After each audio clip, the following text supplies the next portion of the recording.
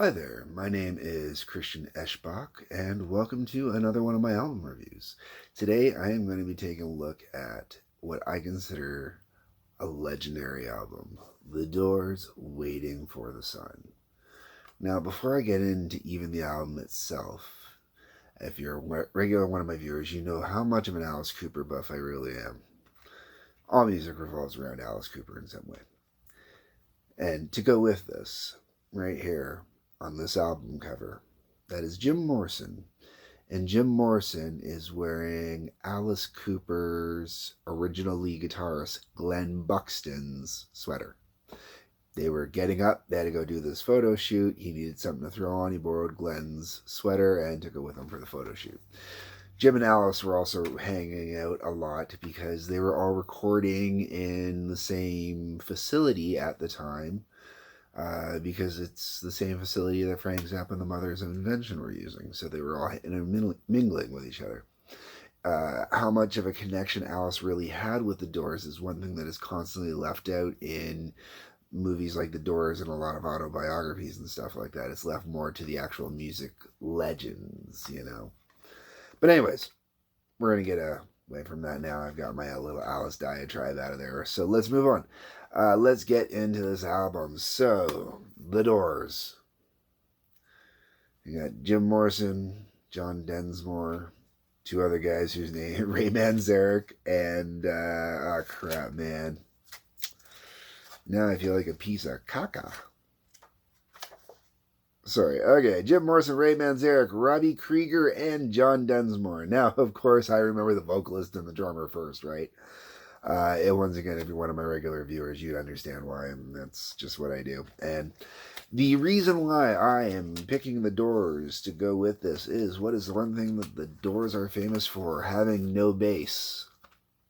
Perfect way to follow up a Jack White love affair, right? White Stripes, famous, no bass. Okay, so let's get into the songs. The album opens up with Hello, I Love You. Come on, baby. Who does not know this song? Hello, I love you. Won't you tell me your name? Yeah. You just cannot help but get into this song, love it. It's just got such a great hook.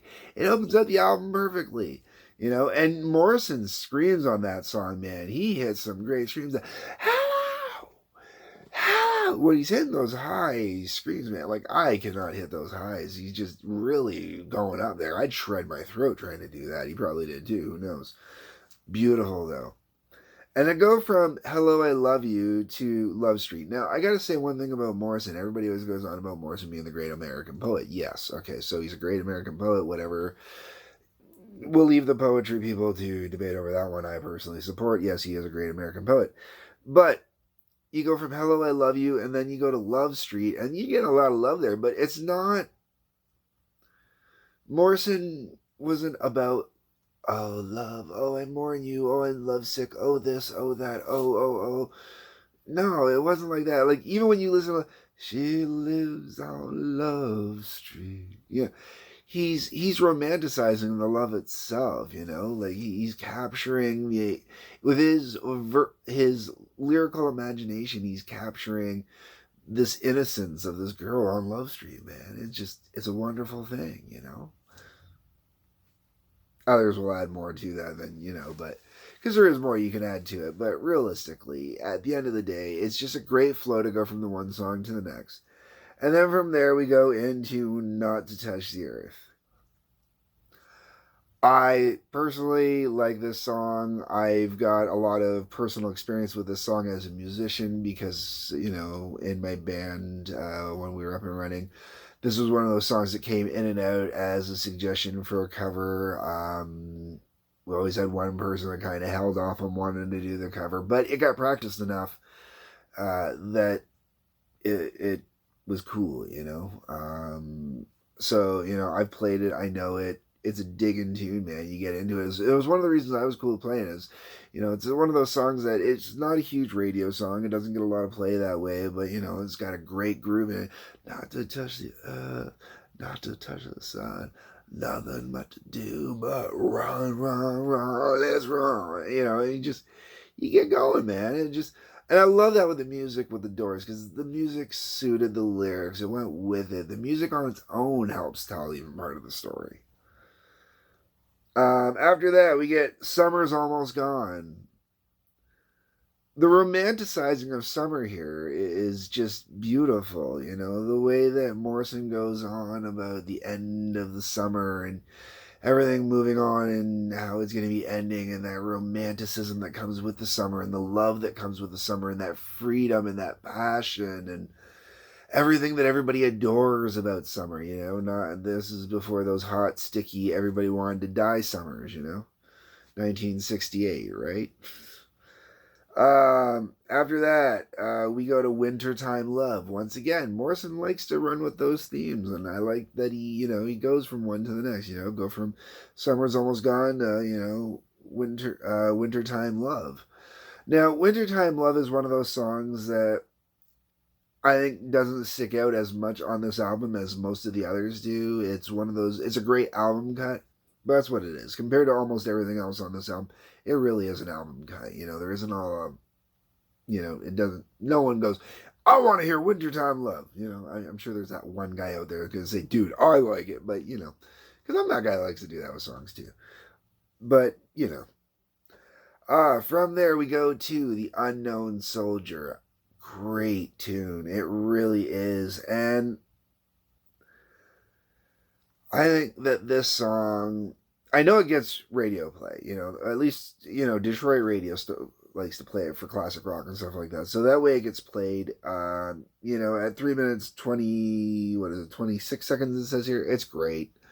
It does this whole gambit of emotions. It runs through this whole feel of different music and whatnot, these different phases and phrases and stuff like that going on.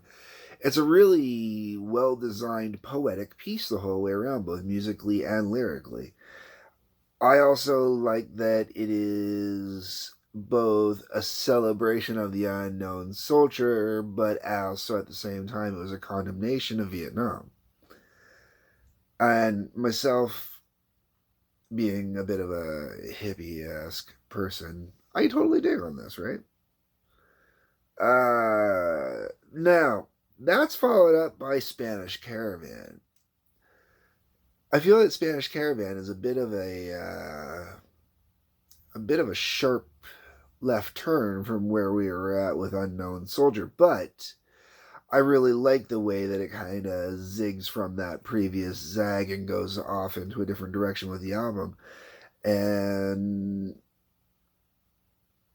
there's such a vibe to it. I really do like that there was a lot of Spanish elements that were explored. And I don't want to say Mexican elements, because I want to say Spanish elements, because there were, as much as Morrison was very much into the Native American mythology and stuff like that, he also very much was attracted to the actual original roots of the Spanish elements as well. And you find that in a lot of the music, hidden in different elements for different vibes and textures and stuff like that. It's really cool that way. And I like that, you get that because it's California, being that they're a California band, pretty much kind of, an LA band, a lot of that would definitely get into there. And I like that they easily brought it in, and I like that it was easily accepted by them at the time, especially for four very white looking dudes, After that, we go on to My Wild Love. I'm not sure how I feel about My Wild Love. It's great when the album's running. I don't mind when the album's running. It's not a song I put on its own. We Could Be So Good Together. I like this song, but I like this song for all the wrong reasons. I like it because it's kooky and it's commercial. Literally, it's commercially. It sounds very much jingly. We could be so good together. It sounds like it's a jingle for 60s cars, stuff like that. That might even be what they were going for with it, But good tune. It's a fun tune. Very fun. We Could Be So Good Together is followed up by Yes, the River Knows. Yes, the River Knows is a little bit of a different track compared to everything else that's on this album. It's slower, but it's not romantically slower. It's not ballad-esque, but it has that.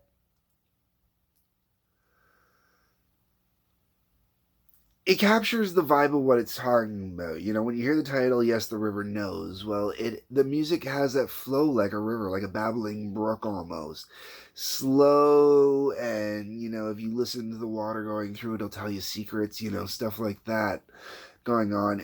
But it's very mellow, very musically kind of out of place compared to the rest of the album, I find, but the right kind of out of place. It's something you want, something that says, "Hey, we can do more than just upbeat, poppy, feel good songs. Let's do something that's kind of thought provoking and emotional, other than happy and joyful and party."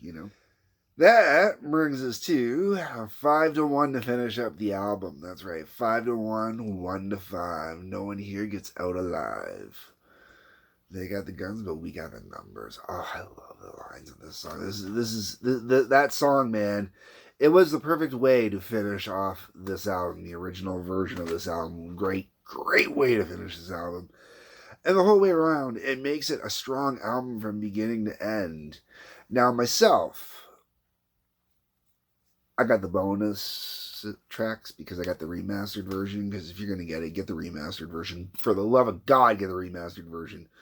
I got the old version of the original Doors album with the first CD pressing of it, and you compare that to the remasters they did. God,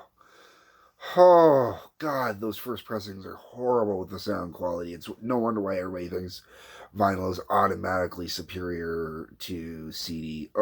Those first pressings were garbage. So, anyways, bonus tracks. I'm just going to get in these really quick. The first one is Abhinani's Adagio in G minor. Great instrumental piece. I really like it. It's used in various other spots with the Doors. I know it was used on the Doors soundtrack. There's a few places it pops up here and there over the years. It was a really, really cool and really awesome instrumental piece. After that, you get 3 different versions of demoing or takes of Not to Touch the Earth. You've got just some basic dialogue, followed by Not to Touch the Earth take 1, and then Not to Touch the Earth take 2. The one that's on the album, I believe, is a kind of a slight cut variation of the 2. But the one that's on the album as the original album track is also only 4 minutes, so it falls in between the 2 tracks. Then you get into the most interesting thing on this album, which is Celebration of the Lizard. And the reason why I say it's the most interesting thing on this album is this was a work, it's marked on here as an experiment work in progress. And that's because they can never finish Celebration of the Lizard. It is available in what's supposed to be a full version on the Doors Absolutely Live, but it's never been released on an actual album in a completed version, and this is the closest it gets to it. I enjoy it. It is not for everybody. It's 17 minutes and change. It's a long song, and unless you like songs like The End, or you like songs like In-A-Gadda-Da-Vida, or you like songs like Thick as a Brick, the full version, or you like 2112, you like full, rich, instrumental and lyrical songs, you're not going to appreciate Celebration of the Lizard. I'm sorry. The other thing, though, it should be said about Celebration of the Lizard is Celebration of the Lizard actually did appear in different various versions throughout different albums, because there are different songs that were part of Celebration of the Lizard. I believe Not to Touch the Earth was one of them. It's not on here, and it's been a long time since I've read all the details on it, and I couldn't be bothered to go refresh myself on everything for what's part of Celebration of the Lizard. But basically, think of taking, a couple Doors songs that you enjoy, adding some extra extended mixing, music, stuff like that in there. And that's kind of what you get with Celebration of the Lizard, but it's not that simple. The whole way around, this is a fantastic album. I personally tend to skip the three Not to Touch the Earth bonus tracks. They get annoying when you do those, followed by Celebration of Lizard, plus you already had Not to Touch the Earth on the album. That part's repetitive. The core album, the main 11 tracks, plus the Abhinani's Adagio in G minor and Celebration of Lizard, those make this album great. I think I would actually appreciate this album more if a Celebration of the Lizard and Albinino's Adagio were the only two bonus tracks on here. I think that would actually make this far superior album. But pick it up. Find this version of it. If you like the Doors, you will love this album. If you don't like the Doors, you're not going to like this album. Really, I don't want to say that this kind of listens to like it's a greatest hits, because there's more than just the greatest hits on here, but it is. There's a lot of great, like if you pick up a greatest hits album, most of these songs are going to be on that album. That's just how it goes. I know I've picked up my share of greatest hits albums from the Doors over the years, just because you always find one that's better until you finally say, screw it, I gotta buy the albums, because they got digitally remastered and it was worth buying them. So anyways, thank you all for watching. Please leave comments, hit the subscribe button to get notifications when new videos come out. Otherwise, peace, love you all, and take care.